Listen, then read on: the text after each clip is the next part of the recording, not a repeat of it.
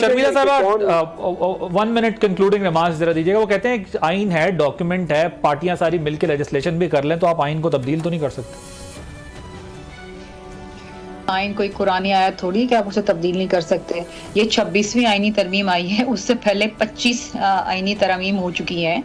18वीं तरमीम जब आई थी तो वो 73 का आइन जो एक आमिर ने की शक्ल बिगाड़ दी थी तो वो आई है। तो ये तो देखिए ना, वक्त और हालात के साथ होती है, दुनिया भर में होती हैं, ये पाकिस्तान में कोई नायाब चीज नहीं हुई है। इस डॉक्यूमेंट के अंदर कोई ऐसी चीज नहीं है जो मुतनाज़ा है। यस, 199 की बात करें, yes, the writ petitions will now go to the constitution bench जो एक्सक्लूसिवली ये केसेस सुनेगा। इस तरीके से आर्टिकल 184 जो exclusively it will go to the constitutional bench, क्योंकि होता ये है कि जब ये रिट पिटीशंस आती हैं तो अदालत का सारा टाइम इसमें चला जाता है। जो बेचारे हम जैसे लोग जो अब कोई सिविल कोई क्रिमिनल केस लेके जाते हैं, बेचारे आम आदमी, तो उनका तो मुकदमा चलता ही नहीं है। शर्मिला साहब, अगर वकला ने तहरीक चलाई तो क्या रिस्पांस होगा? फिर हुकूमत ने तो बता दिया अपना कि हम डील कर लेंगे, अगर वकला ने तहरीक चलाई तो फिर क्या रिस्पांस होगा आप लोगों का?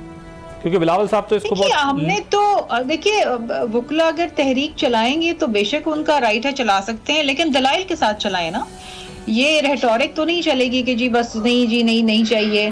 दूसरी चीज ये है कि एक कॉन्स्टिट्यूशनल बेंच बनाए। पहले तो ये एतराज था कि जी अलग से कोर्ट ही ना बनाए, चलो जी वो नहीं बनाया, उसी अदालत के अंदर एक बेंच बना दिया।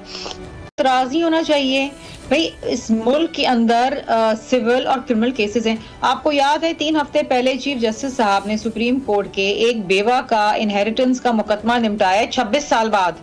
26 इयर्स उस बेवा को लगे हैं अपना फैसला लेते हुए। मुझे अपने लैंड के केस में 18 साल हो गए with no respite in sight. मेरी शायद जिंदगी में वो ना हो सके तो मैं कहाँ जाऊं। सब्सक्राइब करें और बेल दबाएं ताकि कोई खबर रह न जाए।